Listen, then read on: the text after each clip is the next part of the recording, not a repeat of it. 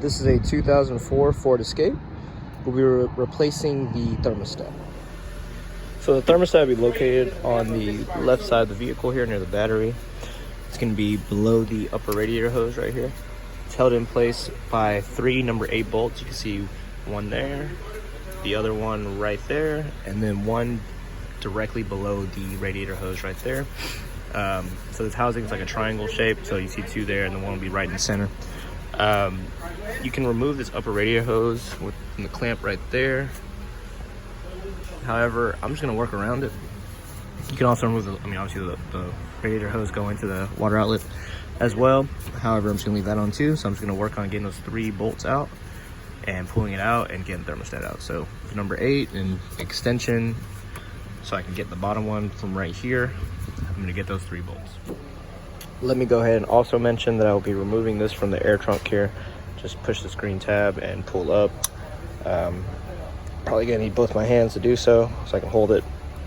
So I'm just gonna remove this out the way, just kind of twist it to the side to get to this, get a little extra room to get that bolt right there. So let's go ahead and get this out. So I ended up having to remove the lower radiator hose off of this. It kind of obstructed the bottom bolt here. However, once you do that, it's easy to come out. So if you can see, the thermostat's located right there. I'm just gonna go ahead and pull that out. And well, I guess I had to work it out a little bit, but once I get that out, we'll be ready to replace the new one. So I have my old thermostat here with the O-ring also removed, and my new one here. So with the jiggle valve, which is located right behind here, we're gonna place that in the 12 o'clock position inside of here. Like so. And then we're gonna add our O-ring right on top and get ready to close it up. So my thermostat is in place with a jiggle valve at the 12 o'clock position. And as you can see, the orange O-ring around it is already in.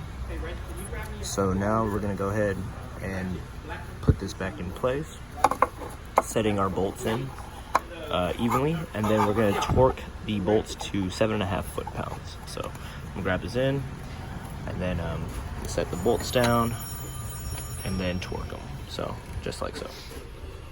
So I pretty much got my 3 bolts in place, torqued down to 7.5 foot-pounds, reinstalled my lower radiator hose as well and clamped it up. So now I'm go ahead and just pop this back on as well. Just pretty much pops in. So you hear that click. So now what we're gonna do is open the radiator cap or the expansion tank cap here. This does not have a bleed valve, so what we're gonna have to do is fill it a little bit over the cold fill line, start the vehicle with it off, and it will just start sucking in the coolant, and then you can just top off whatever's left over.